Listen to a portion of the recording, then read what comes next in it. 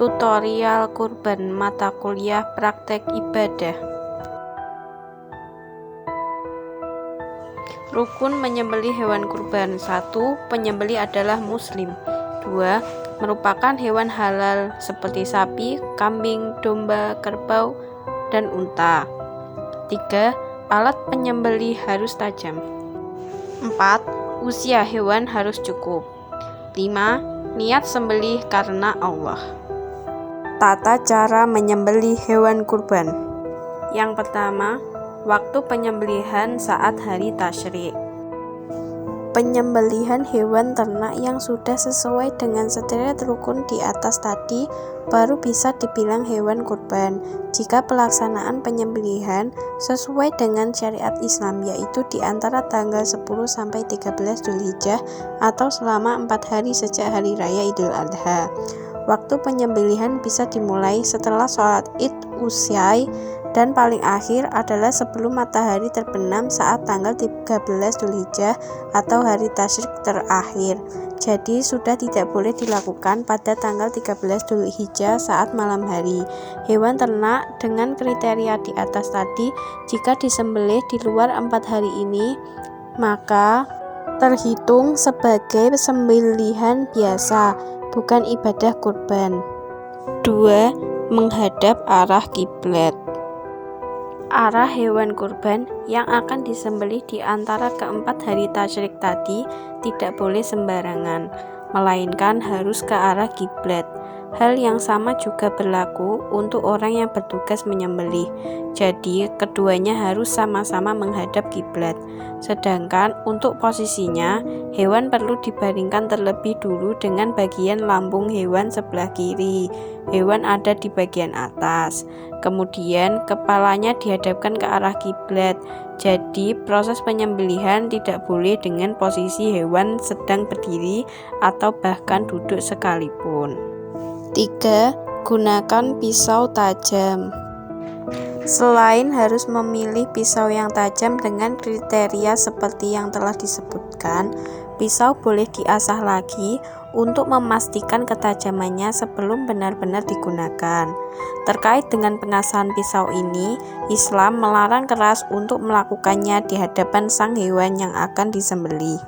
Jadi, orang yang bertugas menyembelih tidak boleh dengan sengaja mengasah pisau di depan mata si hewan ataupun di sekitar hewan, namun harus di tempat yang tidak bisa terlihat oleh hewan.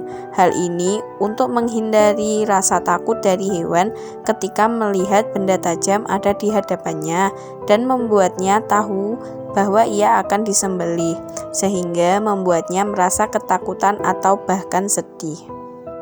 4. Awali dengan basmalah.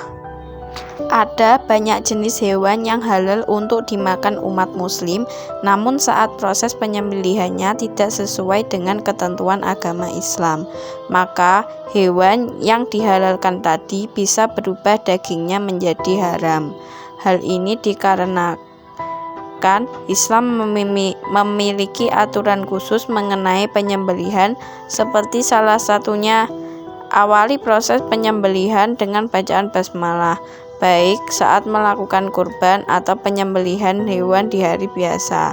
Setelah menempatkan hewan di posisi yang tepat dan alat penyembelihan sudah sesuai dengan ketentuan Islam, maka proses penyembelihan pun bisa dimulai dengan diawali bacaan basmalah.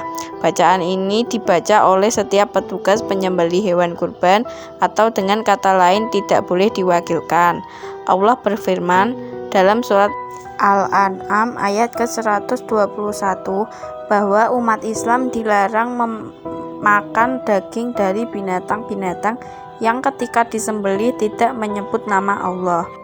Allah menyebut perbuatan yang seperti ini sebagai kefasikan, atau jika diartikan ke bahasa Indonesia berarti kejahatan. 5. Melanjutkan dengan membaca sholawat Nabi. Tidak cukup hanya membaca Bismillahirrahmanirrahim.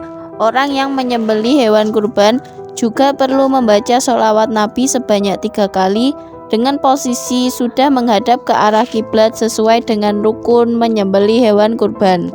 Bacaan sholawatnya adalah yang singkat saja, yaitu Allahumma sholli ala sayyidina Muhammad wa ala ali sayyidina Muhammad. 6. Sembelih hewan. Setelah bacaan sholawat tadi selesai, petugas penyembelih bisa langsung memulai penyembelihan. Ada 3 saluran yang harus terputus, dan masing-masing saluran harus terputus dalam sekali sayatan pisau. 3 saluran ini adalah: 1. Mari atau saluran makanan, 2. Hulqum, saluran pernapasan, 3.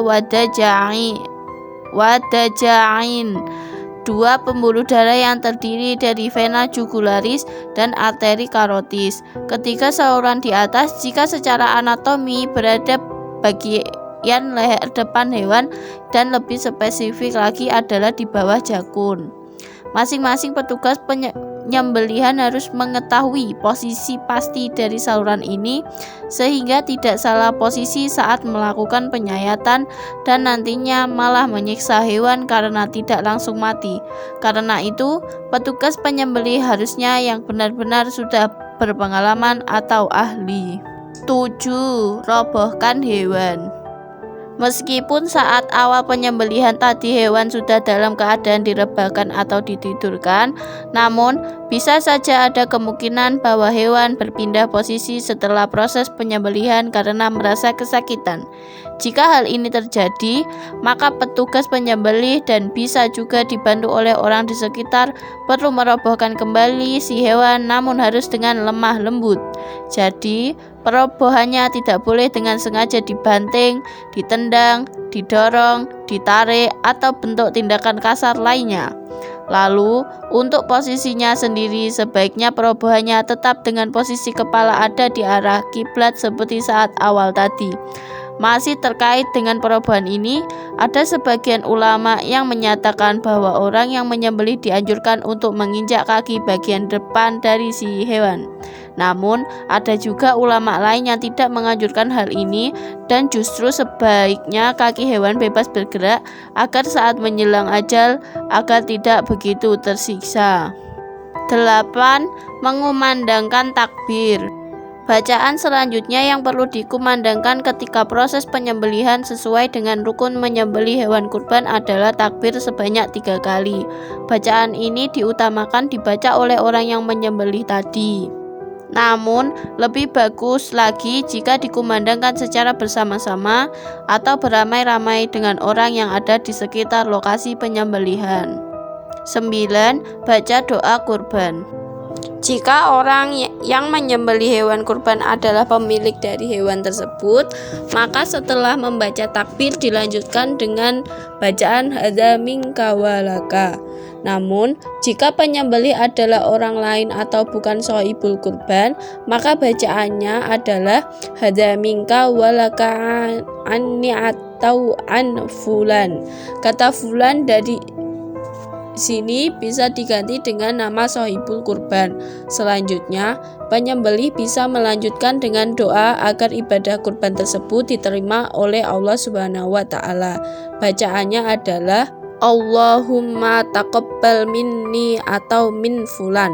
Kata fulan diganti dengan nama shahibul kurban. 10. Hewan kurban jangan langsung diproses. Setelah memutus 3 saluran tadi, hewan kurban tidak boleh langsung diproses, misalnya dengan dikuliti, dipotong kakinya atau bagian tubuh lainnya dan sejenisnya. Tunggu beberapa saat sampai benar-benar yakin bahwa hewan tersebut sudah mati sepenuhnya. Karena jika hewan tersebut belum mati 100% dan sudah diproses, maka akan sangat menyiksa hewan dan hal ini haram dalam Islam. 11. Gantung hewan. Jika sudah memastikan bahwa hewan kurban telah mati sepenuhnya, maka rukun menyembelih hewan kurban selanjutnya adalah menggantung hewan menggunakan tali yang pada tiang, pancang, atau pengait jenis lain dengan posisi hewan terbalik. Jadi kakinya ada di bagian atas, sedangkan kepala ada di bawah.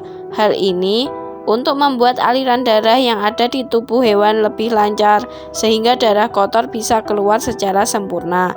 Setelahnya, para petugas bisa mulai menguliti hewan dan memotongnya menjadi beberapa bagian. Proses pengulitan sendiri dimulai dengan sayatan di bagian tengah di sepanjang permukaan dada sampai ke perut dan berakhir di antara dua kaki bawah. 12. Bersihkan. Saat proses pemotongan tadi, bagian anus dan usus perlu dikeluarkan dari tubuh hewan dan disisihkan terlebih dulu agar isi lambung tidak mengotori bagian lainnya. Kemudian lanjutkan dengan mengambil organ dalam seperti ginjal, hati, lambung, limpa, paru, esofagus, dan lainnya. Langkah berikutnya adalah bersihkan isi usus dengan cara yang benar dan harus bersih seluruhnya. Begitu juga dengan seluruh bagian lain yang bisa dikonsumsi harus dibersihkan dan dibilas dengan air mengalir yang bersih untuk memastikan tidak ada darah dan kotoran lain yang menempel. 13. Potong dan bungkus. Jika sudah memotong-motong bagian yang bisa dikonsumsi dengan ukuran yang sesuai, lalu sudah dibersihkan juga, maka bisa langsung dimasukkan ke dalam kantong plastik atau wadah jenis lain yang bersih untuk nantinya dibagikan kepada yang berhak menerima.